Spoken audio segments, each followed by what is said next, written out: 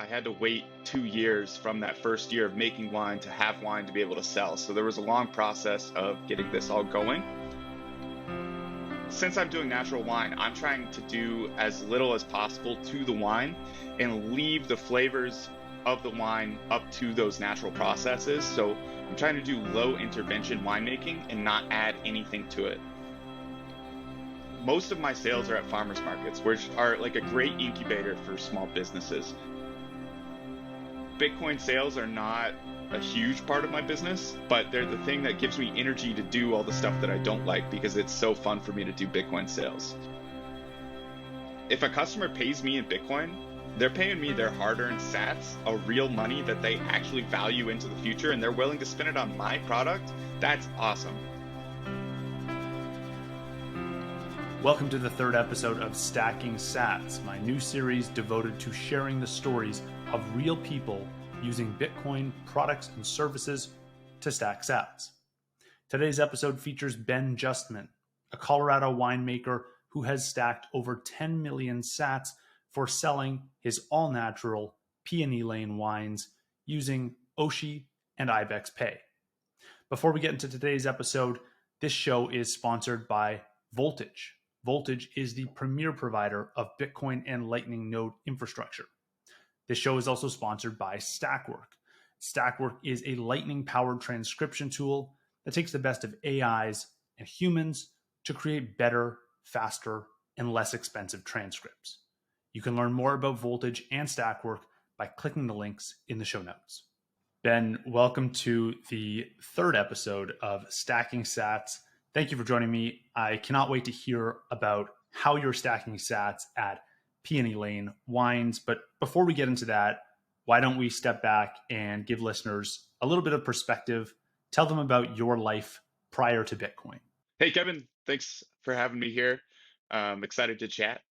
My life before Bitcoin. I grew up on a self-sustaining farm. So my parents' goal was to grow all their own food. And so spent my summers working in the vineyard, working on the farm all the time. And then got out of high school, went to college, studied geology, and traveled, ski bummed, and then tried to make a career as a geologist and realized that that was not the move. Um, After college, I guess in pertaining to Bitcoin, I got really into personal finance in the fiat world, not like trying to be a big investor or anything, but just like let's just set a stable foundation. You got your index funds, you got your retirement account, savings account with high interest. So that became a hobby of mine. But quickly in trying to become a geologist, I realized there was no career path for me, and I realized that I was a bit more entrepreneurial. So I started a couple little almost side hustles, but sticker companies that didn't go anywhere. And I was kind of looking for something to commit to, something to build, like to do as like my thing for my life. And my dad had been making wine as a hobby for 10 years or so. And so I, having never made wine, felt like that was the lowest hanging fruit for me was to start a winery. So in 2019, I kept my geology job and started a winery on the side. Um, Wine making is kind of a one time a year thing. It's really intense during that time of year, but once the wine is in barrel, you can touch it, mess with it once every 6 weeks kind of deal. So I was able to get the winery started while working as a geologist. And then a year into that, I quit the geology job, moved back to Western Colorado, and built a house with my dad that I'm living in now. And then coming up on going into my third year of having the winery was when I first started selling wine. So I had to wait 2 years from that first year of making wine to have wine to be able to sell. So there was a long process of getting this all going. And during that, within that, I found Bitcoin and started diving into that after um, my kind of foundation in the fiat finance world where my savings account was giving me 2% interest to cover what I thought was inflation, CPI. And when the Lynn Alden talks about the repo rate spike in 2019, basically interest rates went down to zero on bank accounts, and that was my floor getting swept out from under me moment. So I started looking, and I ended up moving in with a Bitcoiner and found Bitcoin, and it's just been kind of a perfect marriage: low time preference business with the wine to low time preference money. Walk me through that process of making wine, because I think there's a lot of listeners who have no idea, including myself, how wine is actually made. You mentioned it takes a couple of years. Can you walk through the process from like planting the vineyard to actually putting wine into a bottle? How long does that take? And what kind of lessons have you learned along the way in, scaling up this business? Because that's pretty impressive to have gone from coming up with this idea in 2019 to now 4 years later, fully being immersed in this as a full-time thing. Yeah, so I got, like I said, I was kind of set up to succeed in that my dad had a vineyard that was producing. It was planted in 2004, and all the gear for a hobby winemaker, which was enough to get me started. So I've been scaling up ever since. But if you're really starting from the point of I'm going to plant a vineyard and start a winery and grow and make wine from that vineyard, it's like 7 or 8 years realistically. So your first 3 to 4 years, you're not really getting a crop in the vineyard. You're just planting it, letting the grapes grow, and yeah, you get no grapes. So that's realistically 4 years before you get your first crop, if everything goes well, which it's farming, so it doesn't really. And then maybe on that fourth year, you make your first vintage of wine, and then you're waiting 2 years to sell it. In my opinion, all wine is different. White wines go faster than red wines. Some white wines you'll make it and then sell it 6 months later. For me, I'm not trying to sell wine younger than 2 years old. So the actual winemaking process is I pick the grapes, I crush them and destem them. So then I have generally um, crushed grape grapes with the juice, and the stems are primarily separated, and that ferments for 2 weeks.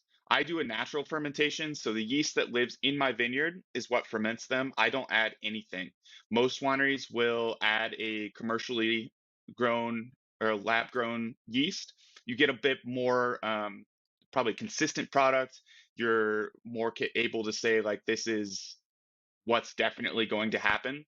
Where mine, I leave it up to nature, I leave it up to a bit more faith, but I think you get a lot more of an interesting flavor in the wine, and you can't replicate that process with anything but the wild yeast that live in my vineyard. So it's a very, this is the sense of place that's into my wine, along with the grapes, obviously.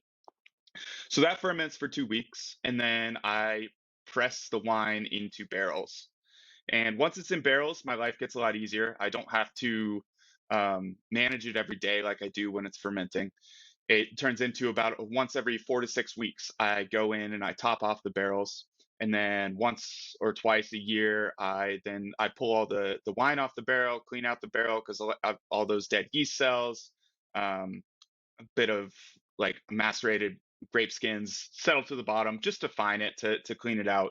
But since I'm doing natural wine, I'm trying to do as little as possible to the wine and leave the flavors of the wine up to those natural processes. So I'm trying to do low intervention winemaking and not add anything to it.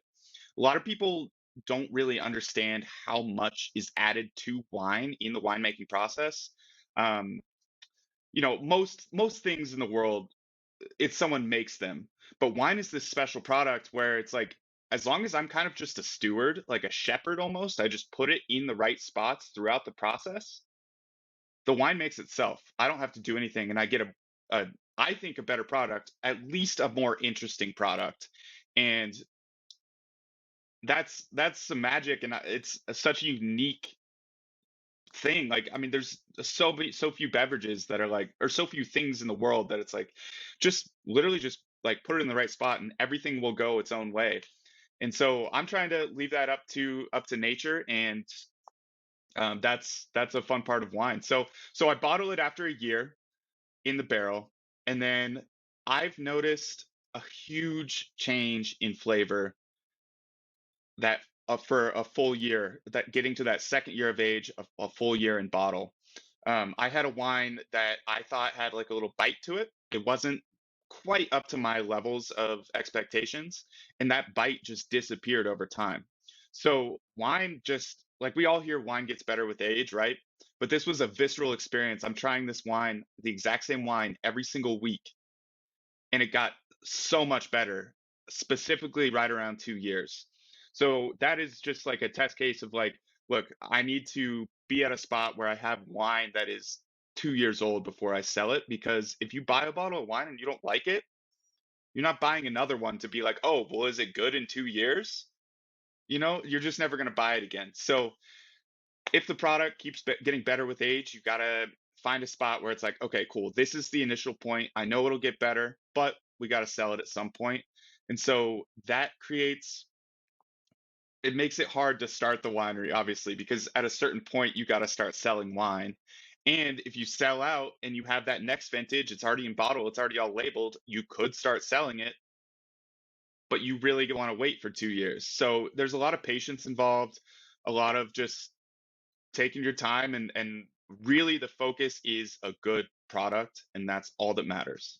Yeah, I'm hearing a lot of similarities between the way, you're running your operation and the way Bitcoiners think about, you mentioned low time preference. I hear it in the way you talk about letting nature run its course, and I think about the parallels between Bitcoin and winemaking, where you're taking this approach of letting nature do its thing. You're not afraid of the volatility that comes with nature and the different flavors that come in to play, but other commercial producers may be trying to like weed out that volatility, make that product, uh, it's and make a product that cannot be differentiated. It's like almost like a commodity product, and it's like a stable, what you're going to get kind of product. And I look at the Bitcoin and fiat financial system, and I see a similar architecture there where Bitcoiners are kind of like willing to handle this volatility. We understand there's upside to be gained from some of this volatility. And the fiat financial system is like set on trying to eliminate volatility at all costs until, of course, it escapes the system and as we've seen, causes ruin for people. So I like that. I like that approach, and I think that's a really interesting one. Are there any other parallels you see between Bitcoin and winemaking or agriculture in general? So where my head's at with you bringing that up, that's an awesome point. Is there is volatility year to year, and the only kind of volatility I really want to avoid is the black swan event. The year that like something really goes wrong and that fermentation destroys, like that natural fermentation, and I'm just like leaving my faith up to destroys my crop. Um, that is the only time I would want to intervene. But even then, like I don't know if I really could once I notice that. Um, so it kind of is leaving it up to market forces, which in my world is natural forces. And the volatility that you're discussing when it comes to Bitcoin, the parallel is year to year quality. So if I'm getting my grapes out of the same vineyard every year, we talk about like, oh, that vintage was insane. That was really good. You have generally vintages that are going to be insane. You have your kind of standard most years, and then you have vintages that are just okay. And it's the volatility that makes for the awesome highs, and that's what you remember. Um, the bad years kind of almost make the great years awesome because you know how amazing it is and you really cherish that time. So if you're trying to manipulate everything, if you're trying to just keep things the same year to year, you have so much less fluctuation, and you have like no awesome special highs. And yeah, that's I don't know, that's not exciting. Like I generally yeah, you always want to search for that high level, and once you find it, you never want to leave. But that's not life. Like that's just not how things go. So to me, it's not a realistic way to run things because there's highs and lows in life, and if I'm letting things go naturally, there's highs and lows in that. Hmm. That makes sense. Okay, let's get into your process of once you have wine ready to go in a bottle, how do you then sell it to a customer? Walk me through what you're doing right now, and walk me through when you first started accepting Bitcoin. What has that process been like? So starting out, I'm like I said, I invested so much deep into it to be able to even get to this point of being able to sell wine. So I'm working to build up a capital base to be able to open up my own brick and mortar location for wine tastings and stuff. So in the meantime, most of my sales are at farmers markets, which are like a great incubator for small businesses. I get tons of people that are looking to support locals, looking to support young entrepreneurs, coming around, looking to taste local wines. The farmers markets are just they've been a great sales venue for me. And just in the last year or so, my online sales have started picking up. And those online sales started picking up around the same time that I started accepting Bitcoin for sales. And so I started out with that as like, I'm a Bitcoiner. I'm just going to put up, screw it. I'm going to put up a sign that says Bitcoin accepted here at my farmer's market stand. I doubt that I said, like, maybe one person will buy with Bitcoin. And for the most part, that's been true for the random interactions.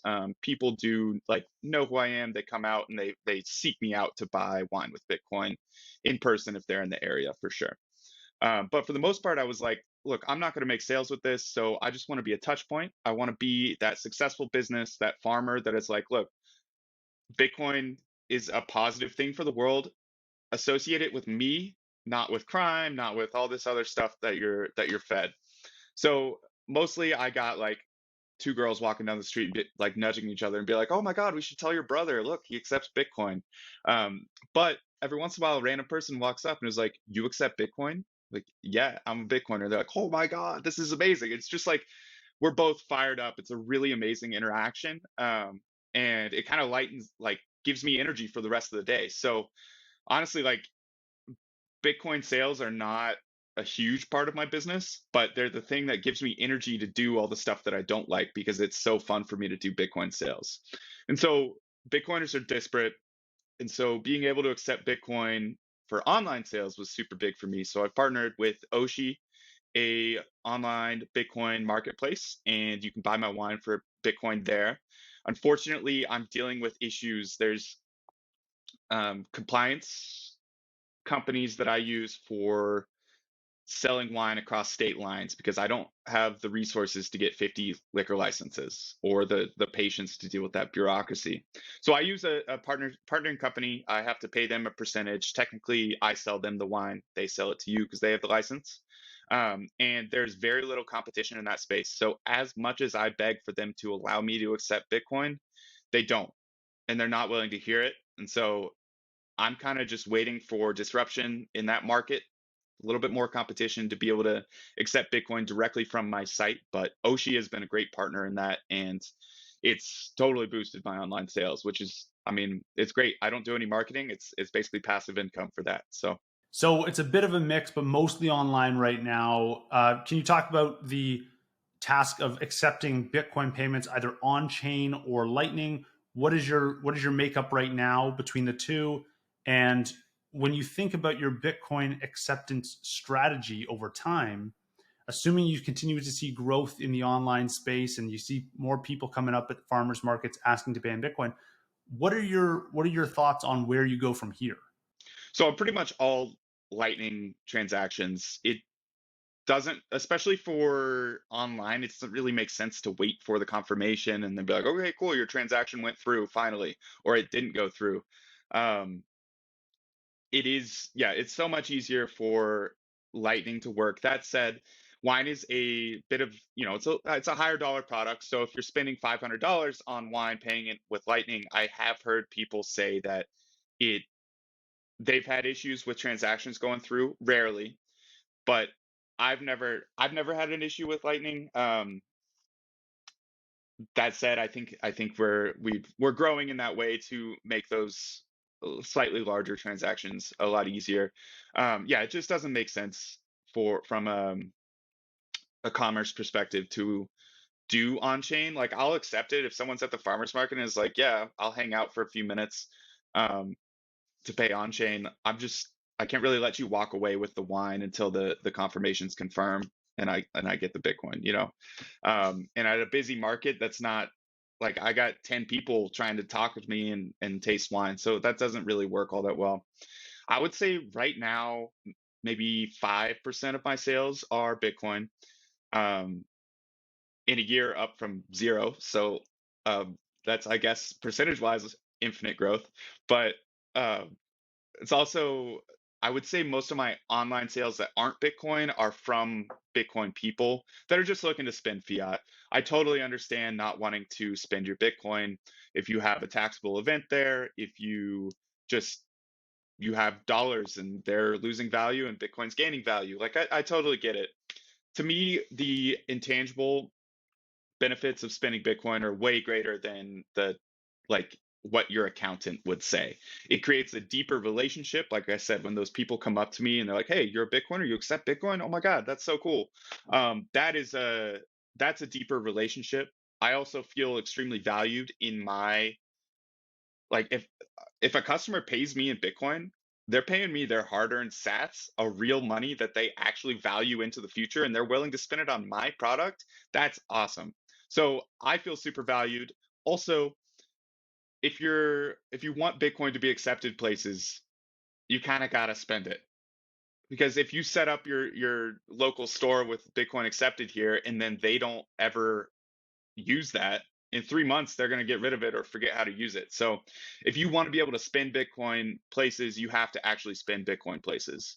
And it also, I've had to teach people how to use Lightning, and I had to learn how to use Lightning stuff to be able to do this. So it's a great little education practice, and it gives that business that you're trying to support like money that people can't fuck with. So you're giving the business that you care about a bit more support than just the monetary value. You're giving them better money, and you can do that as non KYC Bitcoin. So um, they can have money Bitcoin that no one knows about. It's a great way to build a non KYC stack is just accepting Bitcoin for goods and services. So lots of benefits there. I'm kind of like at 5% sales, I just keep it all. I hodl all the Bitcoin that it's just a savings account for me and my business. I can do that. I have a high enough margin for it. If we get up to like a 5% is kind of, whatever sales, it's great, but like it's not a huge amount. If we get up to like a real big amount of Bitcoin, I will probably have to start converting a portion of each sale into dollars because I need dollars to operate. And I don't want to deal with the taxable event of having to like choose every time I want to sell my Bitcoin. I just want it to be automatic. Um, and with IBEX Pay, I can do that. So currently, they get like let's say five people buy wine in a day through the Lightning Network. And so all those transactions go to IBEX through Lightning, and then they send me one on-chain transaction at the end of the day. And I can adjust the percentage of Bitcoin that transaction gets sent to me. So if I want 50% of that in dollars because it's such a huge part of my sales and I need dollars to operate, um, I can do that instantly without having to think about it. I just never really want to be at a point where I sell Bitcoin. I'd rather just get paid less Bitcoin and buy it back whenever I have excess dollar savings. It's just kind of a mindset thing for me. It's easier to hodl all my Bitcoin through everything if I just never sell it. So it's a good problem to have to be getting too much Bitcoin, but I'm not there yet.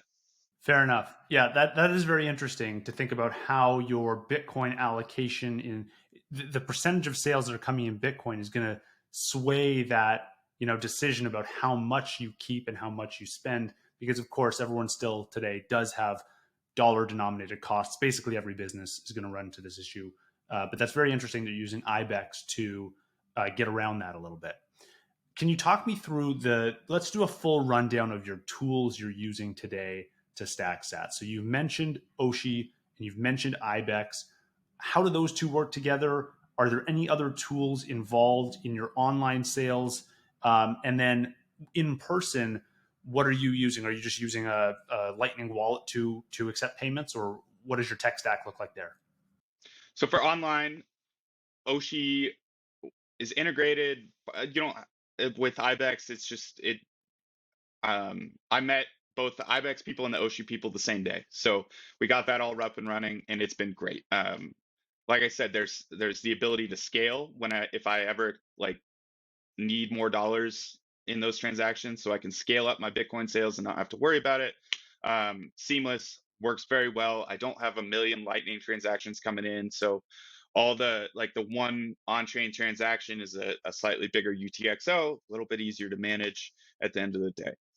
For in-person sales, I also use IBEX. They have a point of sale that I can use, so it's the same thing. It all goes to my IBEX. They pay me at the end of the day for any of those sales, and the benefit it gives me is I can give that to an employee or just a friend helping out, and they have no access to my Bitcoin, and it's not like going to their wallet or anything. This is an IBEX point of sale. You pay in Lightning.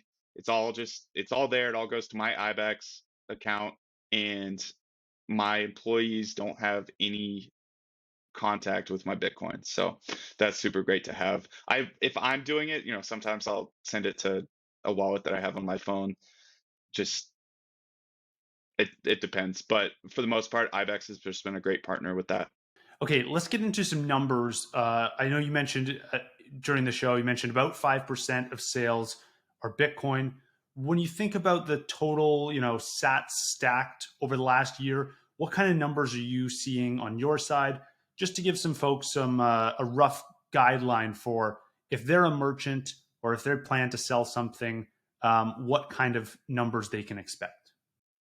So let me just set the background where the position my Bitcoin is in, because I'm in an early stage where I'm growing, and figuring out how big I want to be, all this different stuff, and I didn't accept Bitcoin that first year. So I'm 1 year in about to accepting Bitcoin, just about.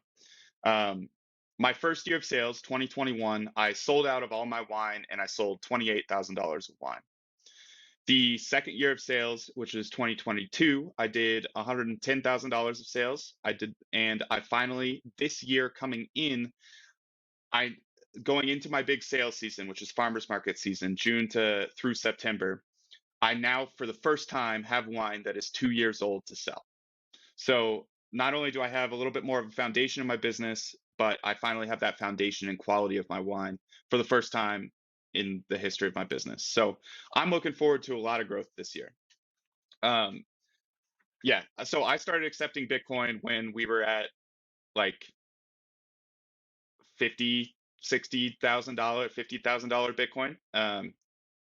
Every time someone bought with Bitcoin, I'd joke with them and say, "This is the most expensive bottle of wine you'll buy in your life," because like I know it will in the long term. And I'm just looking to hodl sats at whatever price it is. So if I did 5% of 110,000, that's $5,000 in Bitcoin sales.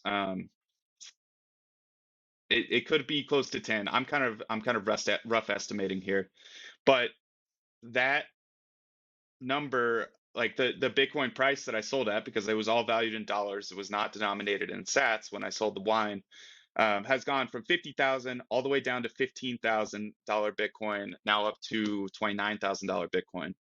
So I stacked a lot of sats this Christmas season because I was selling a lot of wine for Bitcoin as Christmas gifts. Was my biggest sales month ever, happened to be at the bottom of the bear market. So that worked out really well and helped me stack a lot of sats. Um, but yeah, you're a bit, dependent on the Bitcoin price, as far as actually how many sats you're doing.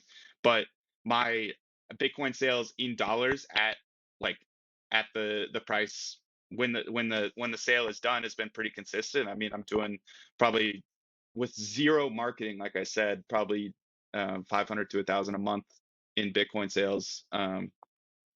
Just just being out there, being on Oshi. So it's fun to do. That's amazing. And then I'm sure as you continue to accept Bitcoin and as you see these numbers tick up, you're going to start catching the attention of all the other folks at the farmers market and everyone else selling online, people in the wine industry, people in agriculture more broadly. How do you kind of help them get on board? What have you learned any lessons about how you can then, take your success, channel that into helping others also accept Bitcoin and boost their sales? Because even if it's only 5%, even if it doesn't even grow beyond that number, you know, if you walk around to every merchant and say, "Hey, I'll give you 5% more sales," they'll go, "Sure, sign me up." Right? Like it's 5%. It's not nothing. Hmm. So the 5% sales does not come from just me accepting Bitcoin. It definitely comes from me putting in the work and building a presence on Twitter, meeting people. So I guess that's marketing budget. It's just I don't spend money doing actual ads, but my marketing is just, I guess, shit posting on Twitter. People like it. Um, so I do marketing that way, and I don't think that just accepting Bitcoin boosts your sales by 5%, because, like I said, in-person sales, maybe one a day, someone comes up, but for the most part, it's people that are like, "Be careful, Bitcoin's down 50%," and you're like, "Dude, it's down 70%. Like, we're good." So you get a lot of negative pushback, and being someone that's like, "Oh, well, yeah, I accept Bitcoin, but like I don't know anything about it. I just accept it." That negative pushback you already had. So you kind of got to just get to a point where you actually want to learn about it. You have to value Bitcoin to accept it and to continue accepting it. And you need people spending it to continue accepting it. So that's huge hurdles. And until someone like Square just it's all integrated, you don't have to do anything until they have that all set up to go. And even then, the people would probably just convert it to dollars. So to get people to want to accept Bitcoin and then to hold Bitcoin instead of converting it to dollars is a huge step. And it's not something that I really think I can just talking to you get across. So it's going to take a full farmers market season, a full like couple of years to get people to want that. And realistically, it's like just it's number go up, technology gets people curious as well. And so I've found that like if I'm comfortable being the Bitcoin guy, and I'm going to put myself out there as the Bitcoin guy. You come to me if you got Bitcoin questions, and I'm going to be loud and like it works for me, and my business is successful, and you see that, and I'm the Bitcoin guy. And I just hope all those things meld together, give Bitcoin a positive light, make people be curious about it. So really, all I can do to get people to want to learn about Bitcoin, because it's on them to want to learn about Bitcoin, is succeed as a business around them, in front of them, as a Bitcoin guy, and just change that perception of Bitcoin to be like, no, if you accept Bitcoin, if you want Bitcoin, you will succeed and you will be like way stronger because of it, instead of it being like, oh no, it's a crazy speculative asset, criminals use it, it's destroying the environment. Like, no, that guy has a successful business and he uses Bitcoin. I should use it too. Mm-hmm. That's really well said. And I think you're right. There's a lot of people who don't hold Bitcoin and have this preconceived notion that it is used for illicit activity because that's what they're told, and they don't see anything else to counter that narrative. There's no one else in their network accepting Bitcoin, so they just assume it to be true. And so I 100%, I think that's very valuable to be the voice of positive reason here and say, I'm going to show you what Bitcoin can do. Here, it's right here at this farmers market, and you can try it out, and you can walk people through it, and I think that's really making a difference for folks. I want to talk a bit about advice for other merchants. Anyone who's listening to this doesn't have to be a winemaker, doesn't have to be in agriculture, but anyone selling a product. Can you give them any advice on maybe things that you did early on that didn't work out? It could be related to your Bitcoin acceptance strategy. Any advice you have for merchants that are trying to grow their business and considering Bitcoin as an avenue to do that? Yeah. So having being a small business, it's really hard to compete in anything that's commoditized. So I find that, and wine is a like this is all kind of from my wine lens, and why wine has just worked out to be a great product for the way I think about things is as a small business, it's way easier to market yourself if you have a premium product. Like, why support local? Because it's better. Maybe you pay a little bit more, but it's better, and that's and you get all the intangible benefits of supporting local. So I think when I talk to, once again, my lens is wine. A lot of winemakers around here, I'm always like, why raise your prices? There's so much fear to raising your price. You can always just lower it. You can do sales, can anything. But like there's so much fear to, oh my God, if I raise my price, it's it might not sell. Lower it back down then. You got to test it. And especially with like the inflation that we're experiencing, people are just more receptive to prices going up. And so my pricing model is I have my baseline, I have my this is like what most of my wine costs. It's all great quality. And then I kind of do some market testing within each product. And the stuff that is amazing that people just like love and buy at that lower price level, I'm like, okay, cool. The market says it's amazing. It's up here now. And as a Colorado winery, I'm fighting against all these forces of people don't know that Colorado wine exists. They're like, oh, it's not from California, Oregon, or these places that I've heard of. It's probably not good. Or they've just had a lot of bad Colorado wine because it exists. And so I kind of use my pricing model as a way of saying, like, no, it's legit. The market says it's good. Oh, you don't think it's worth that cost? I don't care. I have a product that gets better with age. So if you don't buy it, I know someone else will in the future.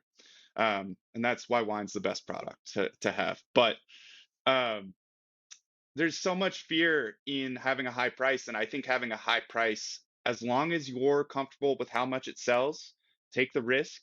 And it's a signal that you have high quality. Because if you have high quality and you price it like low quality, people might not notice the difference. But it's kind of a perception game. It's a behavioral economics feel that if you have a higher price, people respect that. And my high prices are market proven. This is better quality, so it's actually worth it. There's got to be something behind it. It's got to be actually high quality. But I find a lot of fear in small businesses wanting to test higher prices. Let's just give it a shot. I don't know. It's kind of just like dip your toes and see how it goes, and maybe no one will buy it. You can always lower your price. That's a great point. And, I see some similarities to what you're saying in the open source world with Noster and Bitcoin developers. There have been lots of discussions in the last couple of weeks about how Noster developers and Noster products are going to make money. Mostly right now, no one's making money. Everything's kind of free. And there have been a couple of voices in the space urging people to go, you charge money, try and make a living off this. If you're not going to be making a living, how can we expect it to succeed? You can't invest all your time into it if it can't repay you a living. So I agree, not to be afraid of charging what you think it's worth. There's always going to be people who disagree. There's always going to be people who agree. And that's market forces at work, and let those market forces do what they may. Um, well, listen, this has been an incredible conversation. I really enjoyed hearing this perspective. I hope this gets more merchants excited about accepting Bitcoin for their business. Before you go, where can folks go to learn more about you and Peony Lane? Yeah, I'm posting every day on Twitter and Noster at Ben Justman. Um, a lot about wine, a lot about Bitcoin memes, and then my website for wine is peonylanewine.com, Peony, and I sell on Oshi, and Oshi's a great spot for finding a ton of Bitcoin businesses that all have really high quality products. So if you're looking to just see what's available for Bitcoin, break the stereotype that you can't use Bitcoin anywhere, Oshi's a great place to start. One final question. Have you had any Noster sales yet? Yeah, I sold a couple bottles via Zaps. So I just posted, hey, this bottle, zap me this amount, and then just slide into my DMs, and I'll ship it to you. And so, I set the like this is available for 24 hours because if Bitcoin price moves, I've set a sat amount, and I just don't want it to last forever. Also, um, if the Bitcoin price goes up, no one's going to pay me the equivalent of like $400 for a bottle of wine. But um, yeah, that's been really cool. And there's Bitcoin marketplaces, it seems like, going up on Nostr. My, like I said, my product is a little bit more difficult with the liquor regulations, but super cool to see the development there. And I'm trying to use it as much as possible because I think it's so cool. But I think a lot of just a different product will work way better there. If I can get the liquor regulations thing figured out, I'm all in on Nostr. Amazing. So happy to hear that. And thank you again for taking the time to chat. Keep on stacking sats. Cheers.